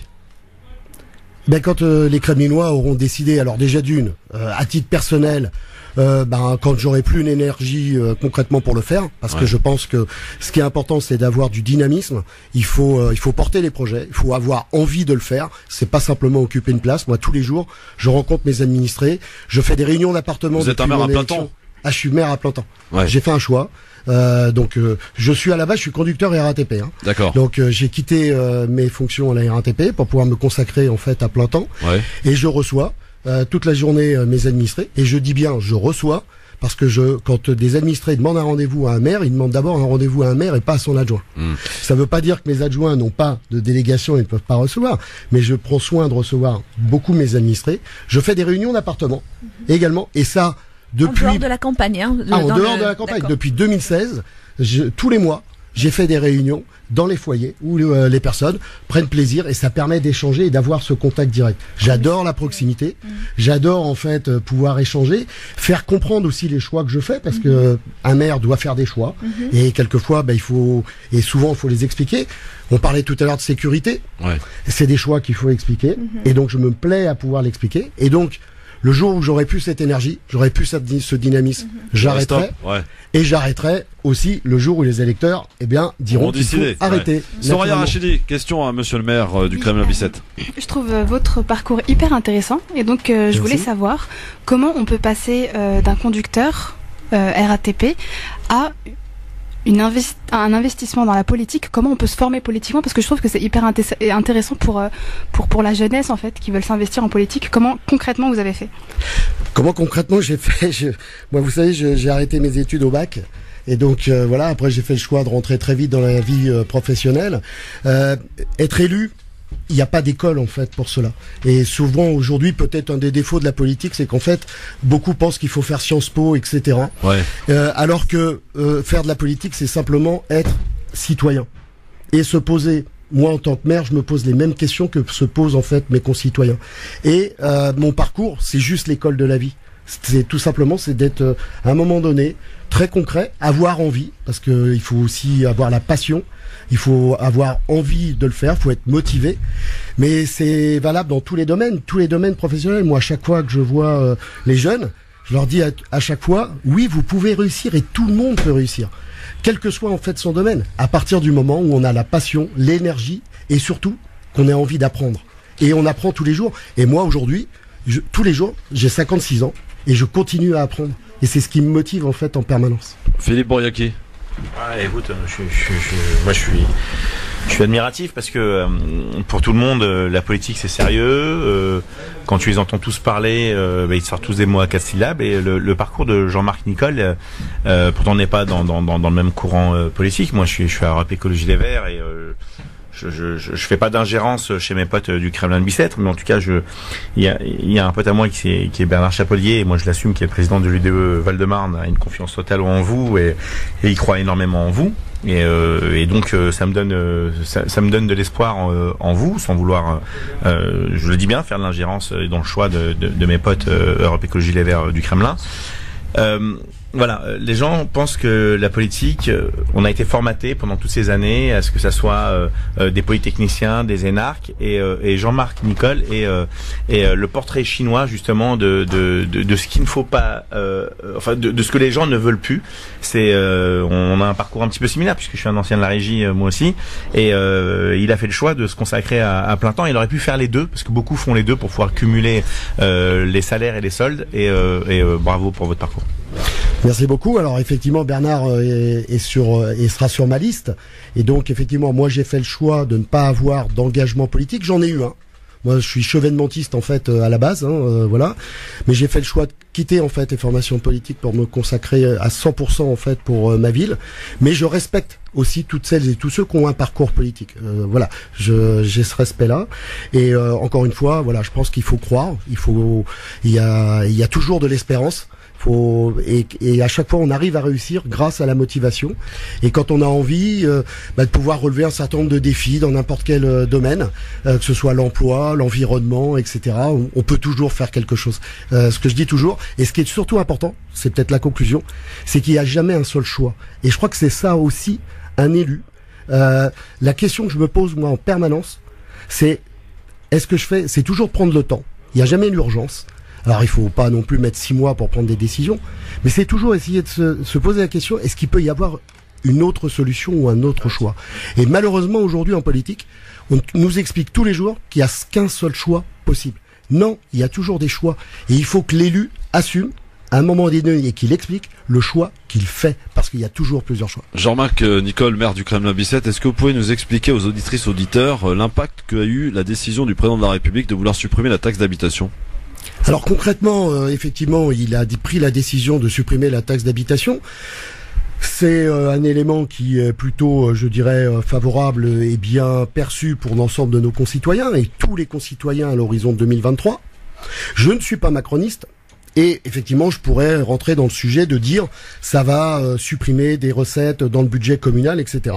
Objectivement, aujourd'hui, l'engagement est tenu par le gouvernement, c'est compensé à l'euro pour la collectivité, et la collectivité, en fait, n'a pas de conséquences. Mais pour autant, et là je prends une casquette qui n'est plus en fait une casquette de maire, il n'y a pas de miracle. L'État nous compense, mais l'argent, il le prend dans le budget de l'État. Et l'argent qu'il prend pour nous compenser en fait cette recette de taxe d'habitation, il faut bien qu'il aille le chercher en fait, et ça a des conséquences au niveau national. C'est sûrement beaucoup moins de dépenses pour d'autres grandes missions en fait de l'État, que ce soit les hôpitaux, que ce soit en matière de justice, que ce soit en matière de sécurité. C'est bien la raison pour laquelle l'État est souvent et malheureusement absent d'un certain nombre de ses missions régaliennes. Voilà. Très bien, monsieur le maire, pour terminer, vous allez vous adresser à vos électeurs, ceux qui nous écoutent, notamment du côté du Kremlin-Bicêtre. Pourquoi il faut voter le 15 mars prochain? Il faut revoter pour Jean-Marc Nicole, c'est à vous de jouer.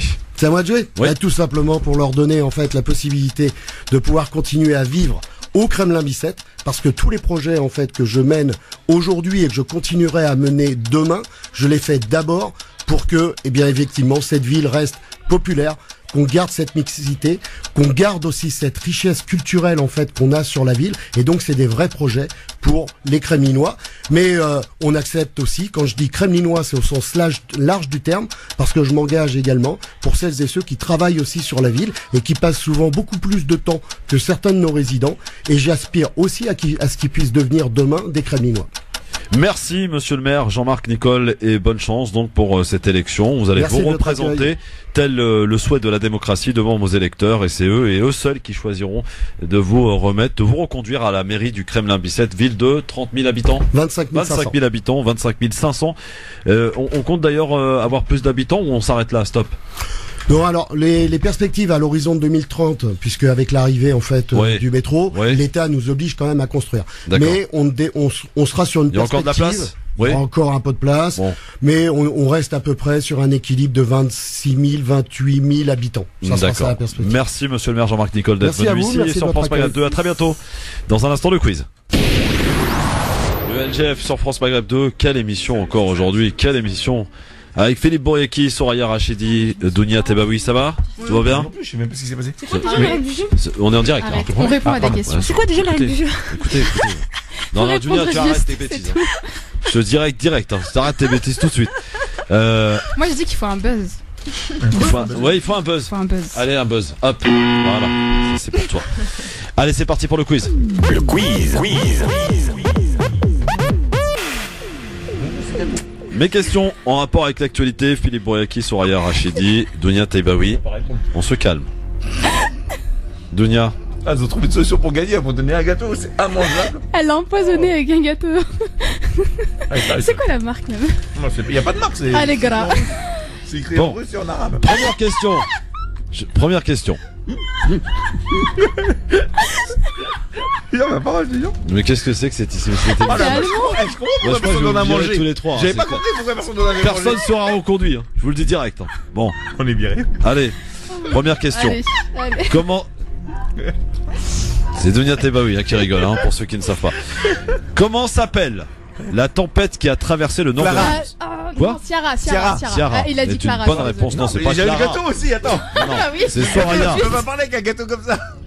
Arrêtez qui de manger. disent D'abord, Ciara, on mange pas d'ailleurs. en direct. Vous savez comment je parle quand on est en direct? C'est une bombe à effet Je retardé. m'en fous, je donne le point à Soraya. Mais Voilà. en fait, ils disent Ciara. Hein. Bah oui. Ouais. Chiara, je l'ai dit. Non, t'as dit Clara, moi j'ai dit Non, t'as dit Ciara. Clara, Philippe. Arrête de te prendre. Mais à cause du gâteau. Ouais, c'est ça. Mange un gâteau après on discute. 1-0 pour Soraya. Plusieurs milliers de personnes au Maroc ont manifesté pour dénoncer le 2 deal millions. du siècle. Où s'est déroulée cette manifestation? À Rabat. À Rabat est une bonne réponse, Boum. Philippe Boyaki. Rabat, il y a eu plusieurs milliers de personnes dans les rues de Rabat pour dénoncer le deal du siècle, ou l'arnaque du siècle, c'est comme on veut. Troisième question. 1 pour Philippe, 1 pour Soraya, 0 pour Dunia Tebaoui. Coronavirus. L'épidémie disparaîtra en avril à cause de la chaleur. Qui a pu dire une telle énormité? C'est un dirigeant du monde. Agnès dirigeant Buzyn. du monde. Non, un dirigeant du monde. Donald Trump. Donald Trump est une excellente réponse. Tu l'as dit. Non, mais il y a que lui, il y a un truc débile aussi débile, ça peut être que lui. Voilà, l'épidémie, je répète la déclaration de Trump, l'épidémie du coronavirus disparaîtra en avril à cause de la chaleur. C'est ce qu'il a déclaré. Un dirigeant du monde. 2 pour Philippe Boyaki. Il risque de disparaître lui aussi. Quel député français? Enfin, on se pose la question parfois pour ce qui est. Meilleur Habib. Oh, j'ai fait Nadem Stanitage. Ah, j'ai fait Nitache. Appelé au boycott de la Tunisie, Meilleur Habib. Non, mais Effectivement. là, c'est un giga. Quel député, Attends, il juste, a je veux dit. comprendre parce que j'ai pas suivi l'actualité. Pourquoi il a appelé au boycott de la Tunisie? Bah parce que la Tunisie a dénoncé le deal du siècle, effectivement, et donc Non, c'est un à doute, ce là. titre, donc, Ah bah, attends. eh bien, Meilleur tu Habib te rallies a à des fait causes que tu as combattues. une vidéo dans laquelle il appelle à Mais boycotter regarde ce qu'il a dit. Écoute la ce qu'il a dit. Tunisie. C'est une bonne réponse. Toujours 3-1 pour, enfin 3-1 maintenant pour Philippe Boyaki. Cinquième question. Ouais. Quel réseau social? Facebook. Non. Instagram. Franchement, Snap. Attends, tu fais Nitache, ça s'appelle Nitache, ça s'appelle Nitache. Quel réseau social a provoqué la colère des Twitter. internautes après avoir censuré la une de Télérama Insta. où l'on voyait une dame en surpoids Insta, déshabillée? Insta, c'est sûr, Et c'est c'est Twitter. effectivement Parce Instagram. que c'est Insta qui boycotte tout ce qui est nudité, tout ce qui est un peu Ouais. trop. Malheureusement, ma chère Soraya, ça ne suffira pas. Victoire de Philippe Boyaki. 3-2 pour Philippe Boyaki. Effectivement. Mais Soraya, en tout cas, a fait une bonne remontada. Hein. Ça, c'est bien. Voilà, très très bien. Mais j'ai des bons professeurs autour de moi. Ouais, c'est vrai. Ça va, Soraya? Tu te sens, enfin, tu regrettes pas de venir à la radio quand même? Non, ça va. Ça va? Tant qu'il y a des gâteaux de l'Allemagne là. Et en russe, c'est écrit en russe, en moldave. Je crois que tu as acheté à Ikea le truc. Bon, demain tu reviens, Philippe? Je sais pas encore. Pourquoi tu sais pas? Bah, non, mais je sais pas parce que vous n'oubliez pas que je suis en pleine campagne électorale et demain j'ai du boitage à faire avec mes équipes. Mais et, n'oublie pas que moi j'ai une équipe à gérer, le grand forum, voilà. c'est Faites toi ce que qui vous voulez, en boites, fait, c'est ça? bah, C'est bien, ça. Moi, Tête de liste qui boite. Bon, Je fais un point d'honneur, coller mes affiches je chez Boîte. propose une chose Oui. en direct. Très bien. Demain, il y a Audrey Pronosti et Abdeslam Itache. D'accord? Si Philippe ne vient pas, Soraya revient? Demain? Oui. Surprise. D'accord. Eh bien, rendez-vous demain, les Soraya amis. vient, Vous le je saurez, évidemment, et ça sera, tu verras, beaucoup plus calme avec Abdeslam et Audrey, hein. Ah ouais, Voilà. ouais, c'est Bah sûr oui, que- absolument. Bon, allez, on continue de suivre les réseaux du LGF, que ce soit sur Facebook, sur Twitter, le Grand Forum FM2, sur Instagram, Christophe le Grand Forum, sur YouTube aussi, on a notre page YouTube, donc n'hésitez pas. Je vous souhaite une excellente soirée à l'écoute de France Maghreb 2. Merci Dounia, merci Soraya, merci Merci à Philippe. toi, merci. Bonne Guillaume. soirée. Ciao, ciao. Salut. Dans un instant, Medjahed avec Cherhnali qui arrive dans un instant pour l'heure, l'info, le journal.